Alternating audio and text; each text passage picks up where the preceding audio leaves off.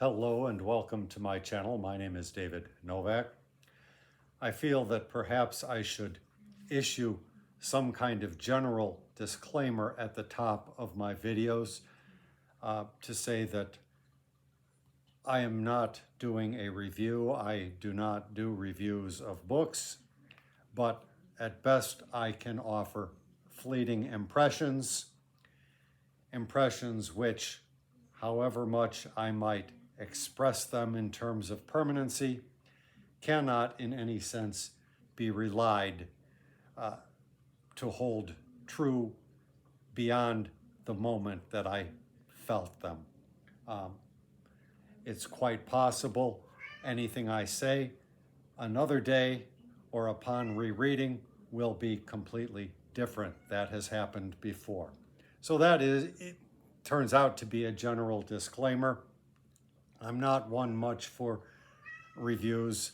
If you have read this book and felt differently, it is not to say that anything I say negates something you have felt about the book. Now, what I am going to do, a tack I have taken with other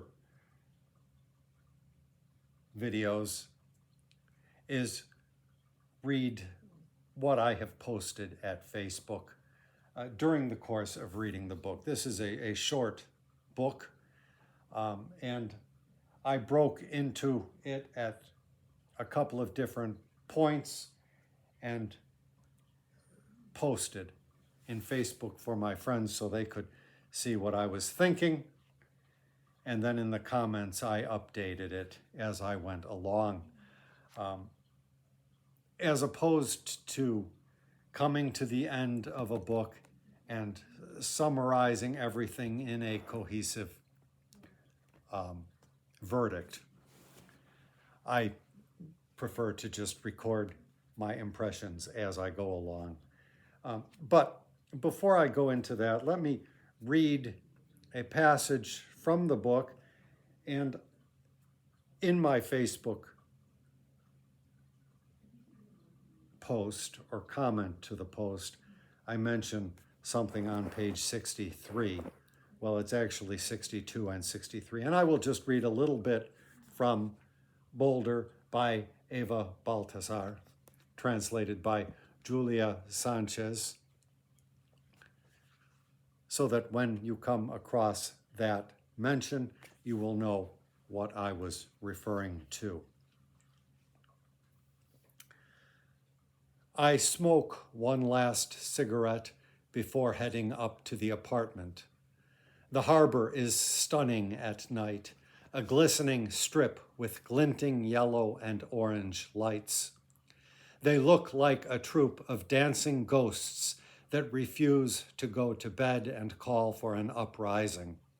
It must look even more beautiful from the ocean.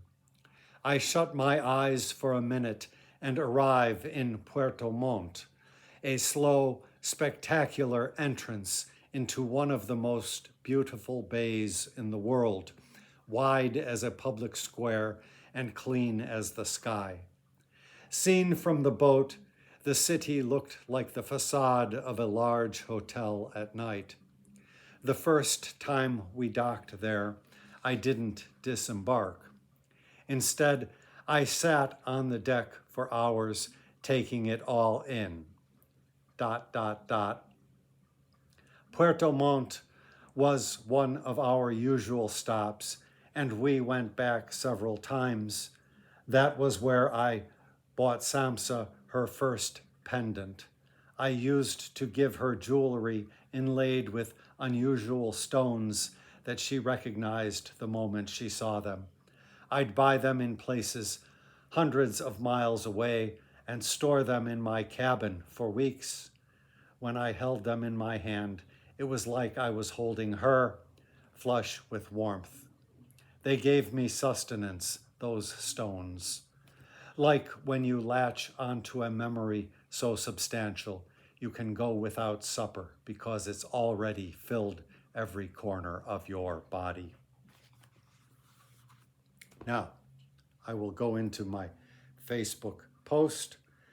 You have to recall that I am reading this just after Troubles by J.G. Farrell, and so my reading of that influenced what I was thinking about. I never read a book just in isolation, as you will hear. It is always being read in relationship to other things. So, let me see. Okay, here is the initial post. This is short, 100 pages tops. It's about two women in a relationship based exclusively upon physical intimacy. All of a sudden, one of them wants to have a child. I'm at the 1/3 mark where the bombshell has just broken. It's incredibly well done. I just can't banish from mind the thought, these are the problems of the colonizers. With a smiling emoji or laughing emoji.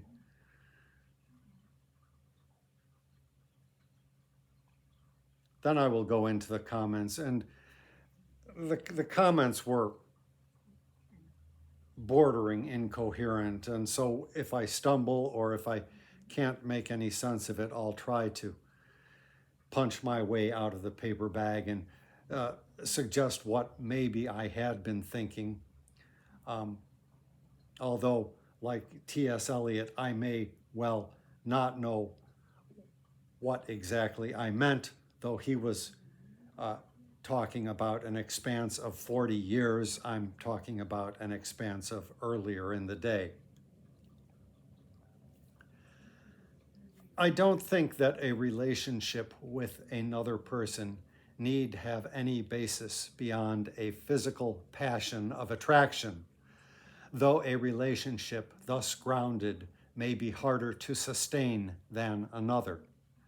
But as regards to oneself, to one's relationship to oneself, there had better be some substratum beyond the quest for sensual fulfillment, which, as we know, can be had, having, and in quest to have extreme.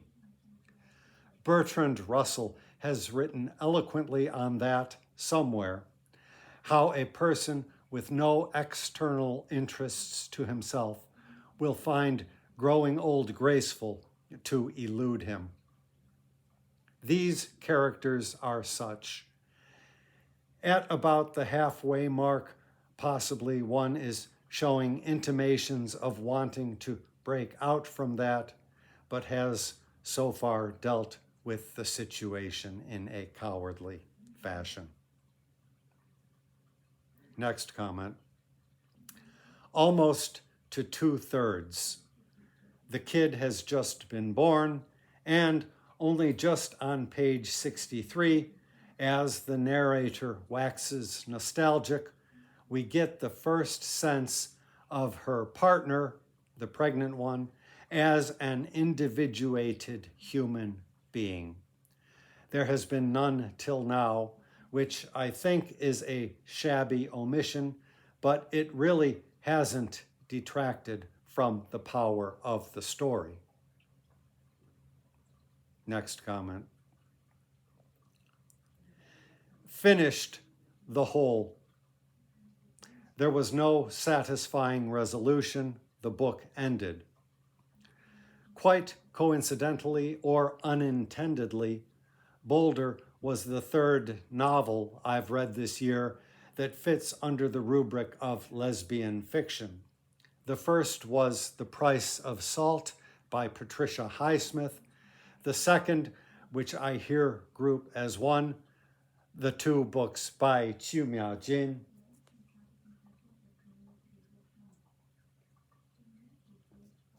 They seemed less fiction than fictionalized reality.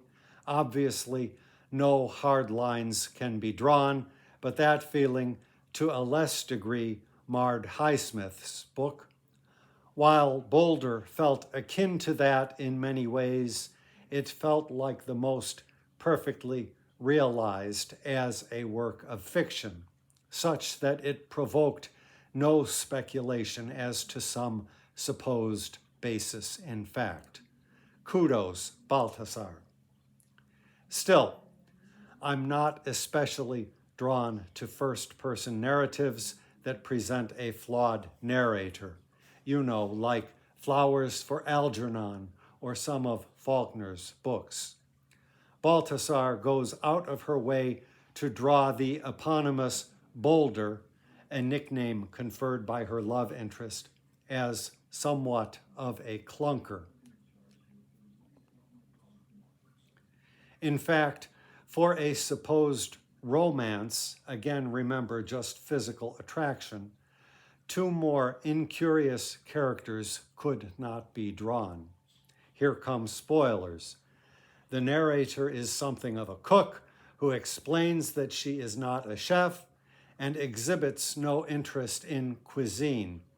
I will not belittle the maker of a good empanada, but aside from the occasional hokey food-based metaphors, I wished she had offered up a little more creativity. The other is some kind of geologist for an oil company, but motivated by purely pecuniary interest and devoid of natural curiosity besides what gets the job done. Neither of these women displays the least interest in the other besides the moments of physical intimacy. I grew less interested in the story by stages. First, at the 1/3 mark where birthing a baby was broached as a topic. I had forgotten that in online reviews, but see its appeal to persons who have experienced the same. And that interest plummeted at the 2/3 mark when the baby was born. Thenceforth, the story became predictable. The relationship began to falter, and when the other woman was introduced, you knew an infidelity lay in the horizon. Eventually, the two lesbians split up. So what else is new? The narrator barely took an interest in the child, and while not immune to human feelings, never ceased to express that she was not interested in the responsibility of it all. In that sense, the two leads provide an interesting contrast, one motivated primarily by the desire to shirk responsibility, the other by the desire to make money and to have all the experiences money could buy, even surrogacy. Surrogacy is, of course, not the right term, but I cannot think of what is. I wish the characters had some cultural interests, or at least ambitions that weren't merely self-focused. There's a lot that can be said, and I'm not going to call it a bad story. It's well done, but it might be more interesting to follow the progress of the trophy child as she grows up and see what happens with her. In the novella, she never surpasses baby stage. I mentioned the rubric of lesbian fiction, but of the triad of works, I felt that Boulder had least to do with the notion of lesbianism as a cultural badge. To me, the essential story was about a self-absorbed woman and, tangentially, her involvement with another equally self-absorbed woman. I loved the first third best, where she was talking about herself, since it was intrinsic to the character not to have anything beyond stale, flat perceptions of other entities. The more other characters became introduced, the less I followed the story. When it consisted wholly of Boulder's navel-gazing, it was great. In Wharton, I complained the lack of sex. In this, I complain the lack of intellectual content, or at least a striving for beauty. So those are all of my initial thoughts about Boulder by Eva Baltasar. I expect I will continue to ruminate upon it, and if I do and feel inclined, I will post a video about it. I will leave it there. Thank you very much for stopping by my channel.